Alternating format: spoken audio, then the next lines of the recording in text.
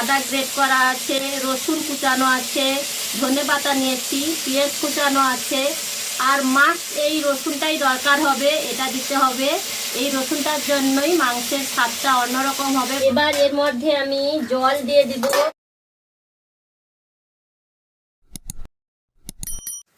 নমস্কার বন্ধুরা, শিখা ভিলেজ ফুডে আপনাদের সবাইকে স্বাগত। আজকে আমি বানাতে চলেছি বিহারের প্রসিদ্ধ চিকেন, দেহাতি চিকেন। এই যে দেখুন, চিকেনটাকে আগে থেকে জল ঝরিয়ে আমি রেখে দিয়েছি। এটাকে কোনো রকম আগে থেকে ম্যারিনেট করা যাবে না। এই যে কড়াইতে তেজপাতা দিয়ে দিলাম, এই যে তেলটা গরম হয়ে গেছে। এবার চিকেনটাকে আমি কষিয়ে নেব ভালোভাবে, কষিয়ে নেব। কোনো রকম নুন হলুদ এতে দিব না, রান্না করার সময় দিব আমি।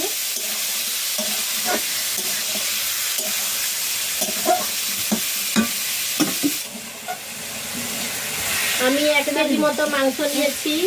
এই মাংসগুলাকে 5-6 মিনিট মতো ভালো করে নাড়াচাড়া করে একটু ভাজা ভাজা করে নেব।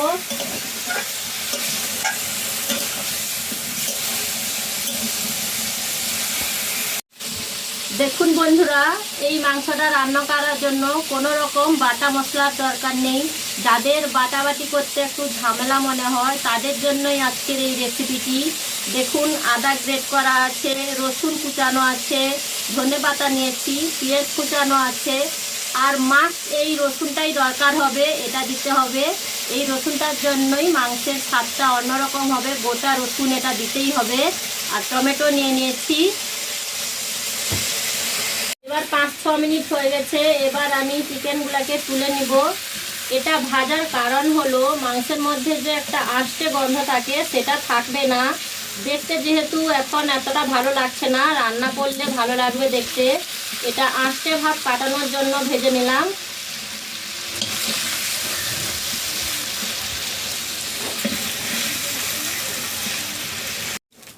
এই রান্নাটা করতে গেলে পুরো সরষের তেলে রান্না করতে হবে, দিলে রান্নার স্বাদটা ভালো হবে। যেহেতু এটা দেহাতি চিকেন, বিহারের প্রসিদ্ধ, বাঙালিতে আমরা রান্না করছি। এই দেখুন, তেলটা আমি দিয়ে নিয়েছি।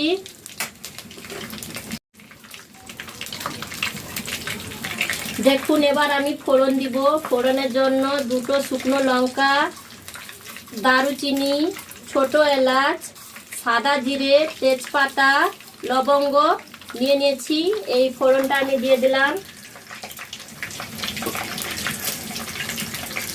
ফোড়নটা আমি নাড়াচাড়া করতে থাকবো যতক্ষণ পর্যন্ত একটা মিষ্টি গন্ধ বেরাচ্ছে।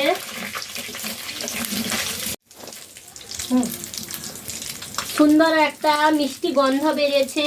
এবার এর মধ্যে আমি দিয়ে দিব পেঁয়াজ কুচানো। 2টো বড় সাইজের পেঁয়াজ নিয়েছিলাম আমি।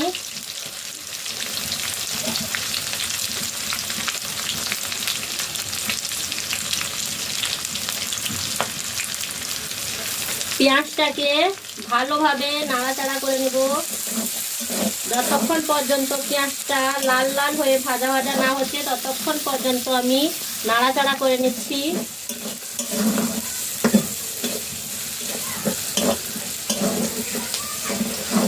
এইভাবে আমি লাল করে পেঁয়াজটাকে ভেজে নিচ্ছি।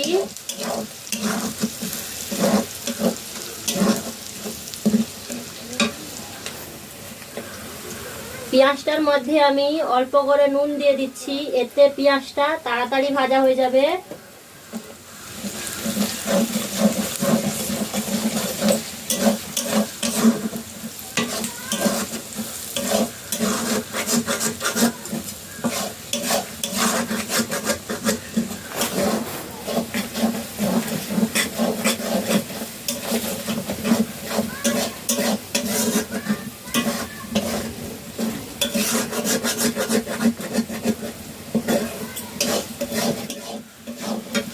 এবার আমি এই রসুনটাকে ধুয়ে মুছে রেখেছিলাম, এই গোটা রসুনটাকে দিব। এটা দিতেই হবে, এটা দিলে মাংসের স্বাদটা একটু অন্যরকম হবে। একই সঙ্গে দিয়ে দিচ্ছি ছাড়িয়ে রাখা, কেটে রেখেছিলাম আমি সরু সরু করে রসুন, সেগুলাকে দিয়ে দিচ্ছি। গ্রেট করে রাখা আদা দিয়ে দিচ্ছি। এবার আমি নাড়াচাড়া করতে থাকবো।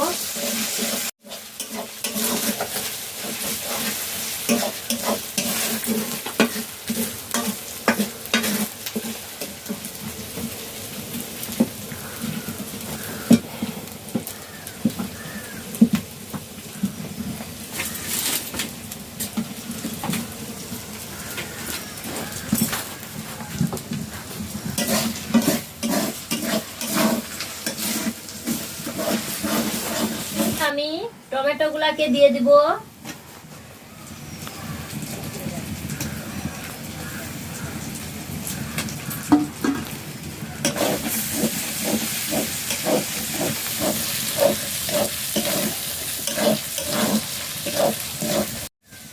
ভালো করে নাড়াচাড়া করে মশলাটাকে আমি কষিয়ে নিচ্ছি। মশলা যত ভালোভাবে কষবেন মাংসের স্বাদ ততই ভালো হবে।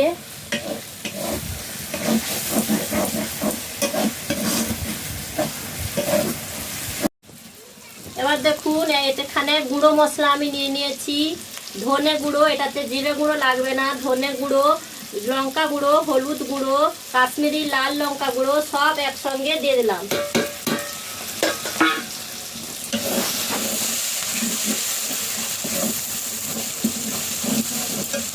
এবার আমি গরম জল ঢেলে নিচ্ছি মশলা কষানোর জন্য।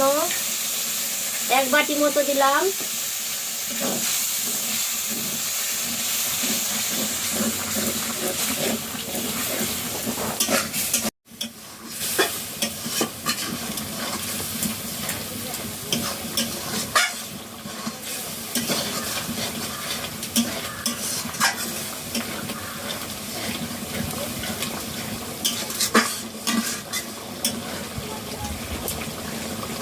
নেতে দিচ্ছি চিকেন কারি মশলা। এটা বাজার থেকে আপনারা কিনতে পাবেন। দেখুন বন্ধুরা, চিকেন কারি মশলা এই যে দিয়ে দিচ্ছি। এবার একটু নাড়াচাড়া করে নিচ্ছি। দিয়ে এতে আমি এটা ঢাকনা দিয়ে দেব।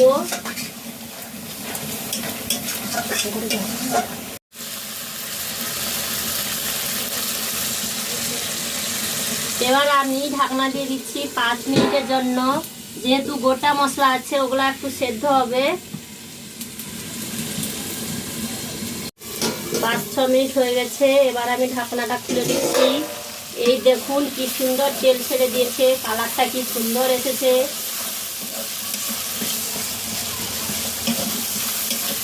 এই দেখুন মশলাগুলাও হয়ে গেছে। মশলাটাকে আমি পেঁয়াজগুলো যেহেতু কাঁচা ছিল, রসুনও গোটা গোটা ছিল, সেই জন্য আমি একটা চামচ দিয়ে ভালো করে ঘেঁটে নিচ্ছি। মশলাগুলো দিলে সুন্দর মিক্সড হয়ে যাবে একসঙ্গে। এই দেখুন এইভাবে করবেন, আমি যেভাবে করছি। এই দেখুন মশলার গায়ে একটুও জল লেগে নেই, মানে মশলাটা আমার হয়ে গেছে।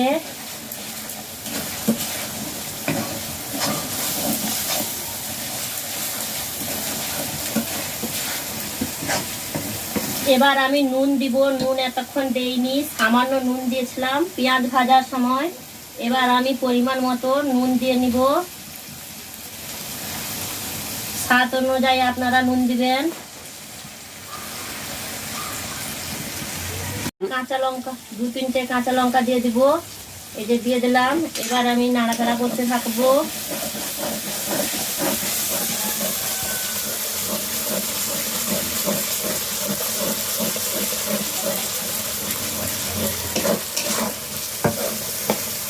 এবার আমি ভেজে রাখা চিকেন গুলাকে দিয়ে দিচ্ছি।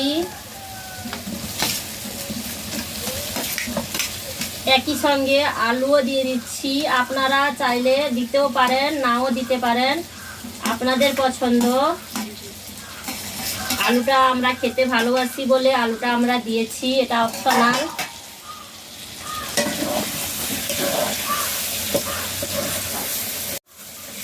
ভালো করে নাড়াচাড়া করে নিচ্ছি।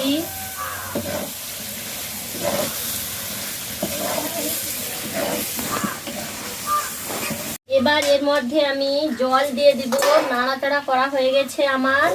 2-3 মিনিট নাড়াচাড়া করে নিচ্ছি। এই যে গরম জল করে রেখেছিলাম, উষুম গরম জল, এই দিয়ে দিলাম পরিমাণ মতো জল। এটা আপনারা রুটি মুড়ি কিংবা ভাতের সঙ্গে পরিবেশন করতে পারবেন, যে কারোর সঙ্গে খেলে কোনো অসুবিধা নেই।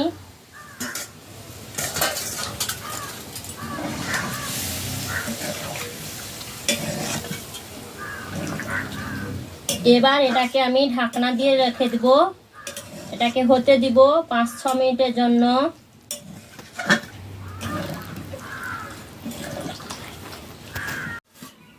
এবার আমি ধনে পাতাটা দিয়ে দিচ্ছি, উপরে ছড়িয়ে দিচ্ছি, দিয়ে চিকেনটাকে ফুটতে দিব।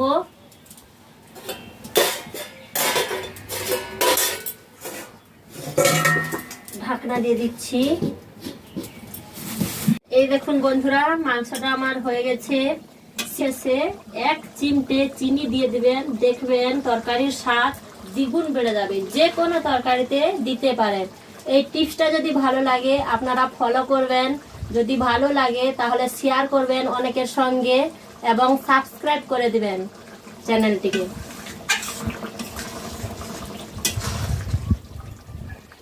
কাট করার জন্য আমি নামিয়ে নিচ্ছি।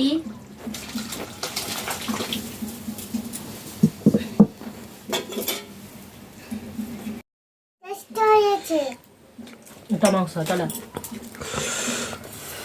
ধর।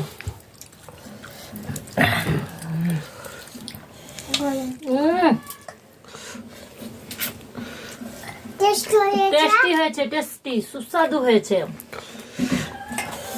খেয়ে যাই আমরা। এইভাবে আপনারাও বানিয়ে খান, হেভি টেস্ট লাগবে।